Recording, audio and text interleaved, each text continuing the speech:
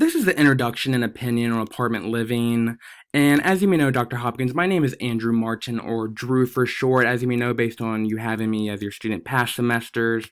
And I am currently from Midlothian, Virginia, which is about 15 to 20 minutes away from Richmond.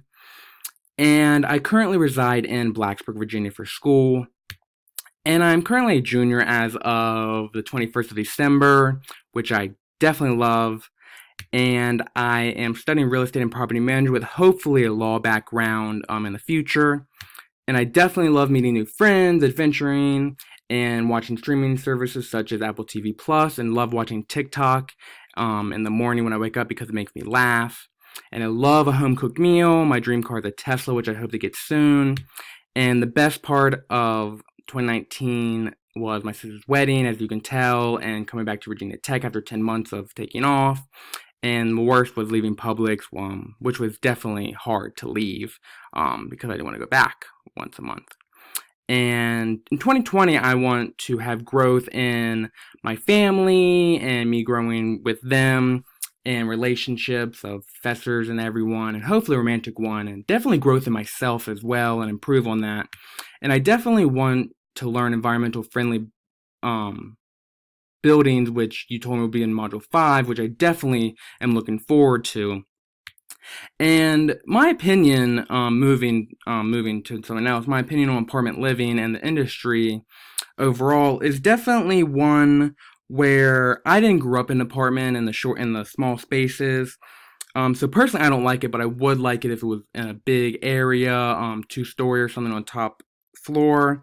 But definitely good for the millennials and young people, because they want to focus on their career and moving up and on themselves, and basically so they don't have to do the unnecessary or the necessary little big upkeep of a standalone house as my mom and dad do, with great improvement, and it also brings great improvement in living to the suburbs and urban areas. So, the different articles you sent us, with one of them from units called "With Co-working, Working from Home Just Got More Interesting," which developers such as Wood Partners, Optima Inc., Amelie, I think that's what it's called, and most recently Camden, have created these office structures within their apartment buildings, which could range from $50 a month to $1,500 depending on the square footage. And they're incorporated with private offices, and lounges, excuse me, and conference rooms, which have, of course, desks and everything you might need. And also they have Wi-Fi, fitness centers, a pool, and outdoor activities or outdoor areas. And most corporate offices don't have that, or that amenity.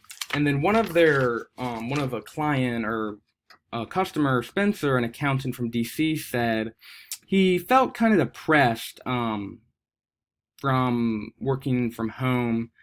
And here's another quote. Technology today is good enough that I can do my job from just about anywhere. Spencer says, I'm disciplined. I have a routine. I wanted a workspace so that I could say, this is my place where I work, and then go there. I tried working from the common space business center in my apartment community, but I need dual monitors and other equipment. It's not really set up for environment. It was hard for me to hang out there and work because I'd be too tempted to go back to my apartment for this and that, end quote.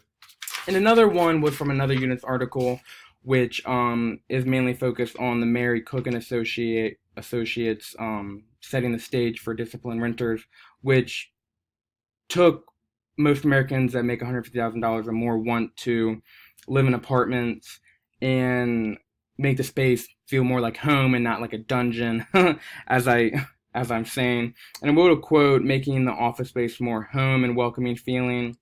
And then from the website you sent us, We Are Apartments, which has like 3.4 trillion residents contribute to the U.S.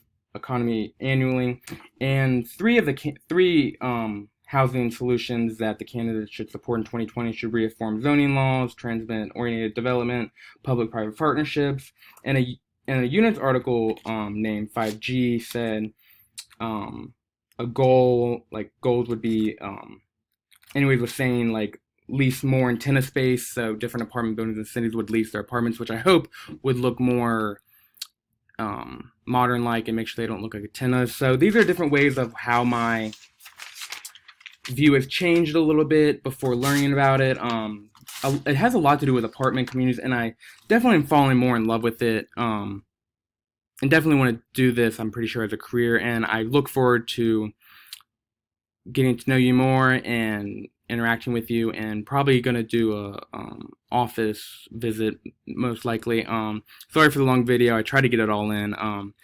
Have a great new year and have a great 2020, Dr. Hopkins, and thank you for all you have done for me.